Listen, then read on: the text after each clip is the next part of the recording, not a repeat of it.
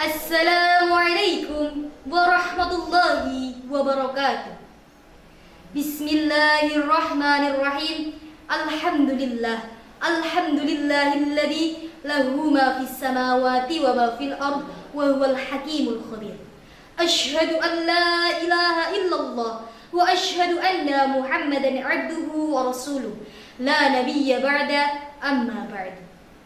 Segala puji bagi Allah yang memuliakan Islam dengan pertolongannya, menghinakan kesyirikan dengan keperkasaannya, mengatur segala urusan dengan ketetapannya, mengulur-ulur waktu bagi orang-orang kafir dengan makarnya, dan menjadikan hasil akhir sebagai milik orang-orang yang bertakwa dengan keutamaannya. Salawat dan salam untuk sang junjungan, sang penghulu Nabi yang menjadi rahmat seluruh alam, teladan terbaik sepanjang zaman, Rasulullah Muhammad sallallahu alaihi wasallam.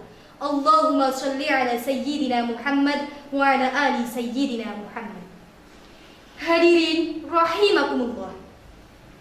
Allah Subhanahu wa taala menciptakan manusia sebagai makhluk yang paling sempurna di muka bumi ini untuk dijadikan khalifah yang menjadi pemimpin dan penjaga amanah sang Khalik. Namun, dari segala amanah itu ada satu hal yang membedakan derajat seorang manusia, yaitu akhlak. Kata akhlak berasal dari bahasa Arab, yakni akhlakun, yang merupakan bentuk jamak dari kata khulqun, yang berarti perangai, tabiat, dan adab. Sedangkan akhlak dalam Islam adalah perangai yang ada pada diri seorang manusia yang dilakukan secara spontan dan terus-menerus, dan tak lain sumber datangnya akhlak adalah Islam. Dewasa ini sering kita jumpai orang-orang yang hidup bebas, keringas, ganas, bahkan lebih ganas dari binatang buas. Hal ini disebabkan karena kurangnya pendidikan akhlak.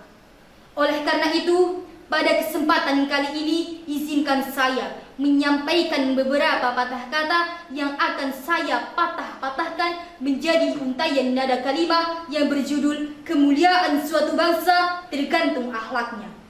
Dengan rujukan yang pertama, yakni Quran Surat Al-A'raf ayat 96 yang berbunyi, A'udzu billahi minasyaitonir rajim.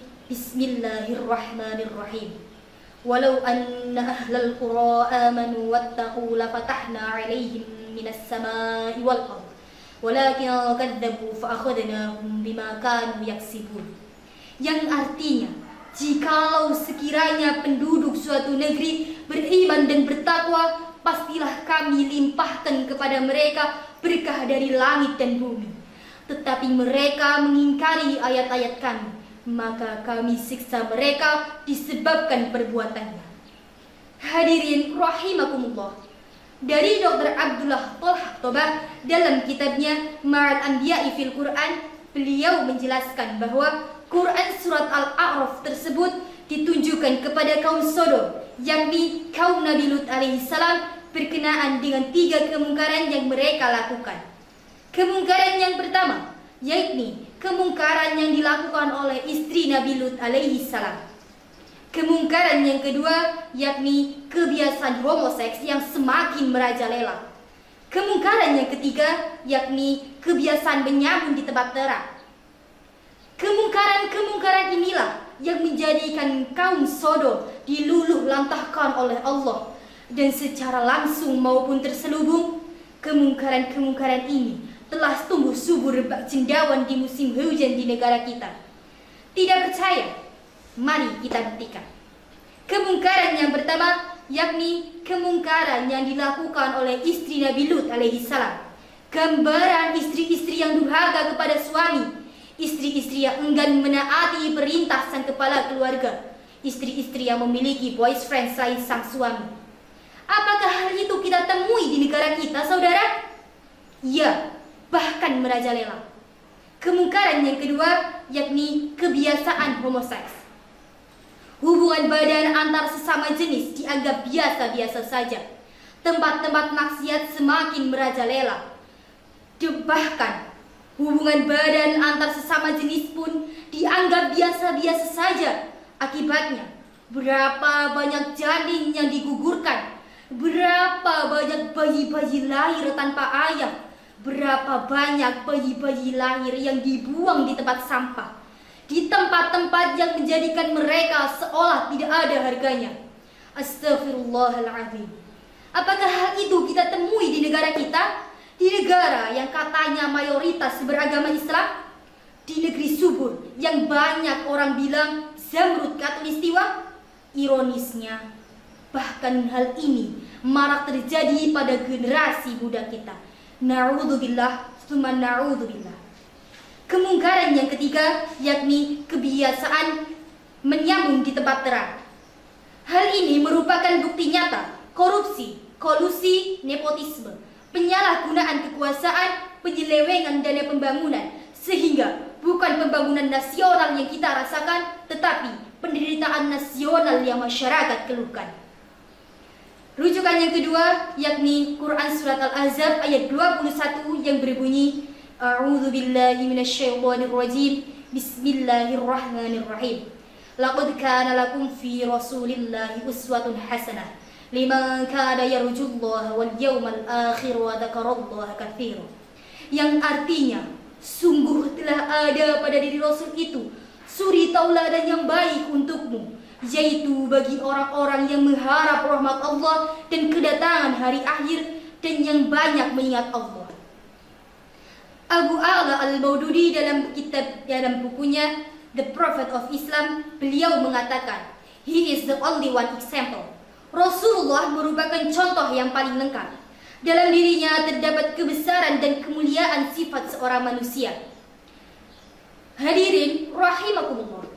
Di tengah kegentingan negara kita saat ini, di tengah maraknya dekadensi di setiap aspek kehidupan, ini menjadi tugas kita agar bisa bersama-sama keluar dari lubang buaya menuju ke pintu surga. Profesor Dr. Habibie, Presiden ketiga Republik Indonesia, beliau mengungkapkan, ada 5 hal yang harus diwaspadai bagi generasi muslim saat ini, yakni lemah fisik, lemah harta, lemah ilmu, lemah akhlak, dan lemah akidah. Supaya hal tersebut tidak terjadi, marilah kita bersama-sama tinggalkan budaya malas dan putus asa. Genggamlah dunia untuk mencapai ridhonya, sisihkanlah bajumu untuk mencapai cita-cita, dan selamatkanlah negeri, jiwa, bangsa, dan agama. Wahai pemuda harapan bangsa, ambil sampanmu arungi lautan, patahkan dayungmu, tanganmu gunakan, robek layarmu, bajumu gunakan, gerakan sampanmu, renangi lautan demi mencapai pulau impian. Dari uraian di atas dapat kita simpulkan bahwa yang pertama, untuk menjadi negara yang makmur, setiap pemimpin wajib bercermin dan mengambil cara serta strategi kepemimpinan yang diajarkan Rasulullah SAW. Yang kedua, segudang problematika akan semakin parah ketika kita salah mengambil jalan, termasuk mengambil figur dalam hidup. Yang ketiga, Rasulullah merupakan sosok yang karismatik, yang dengannya kita dapat menemukan jawaban atas masalah yang kita hadapi, termasuk korupsi yang semakin menggerogoti hak rakyat demi kepentingan pribadi. Sekian yang dapat saya sampaikan. Bila banyak kekurangan, saya mohon maaf yang sebesar-besarnya. Wabillahi taufiq wal hidayah. Wassalamualaikum warahmatullahi wabarakatuh.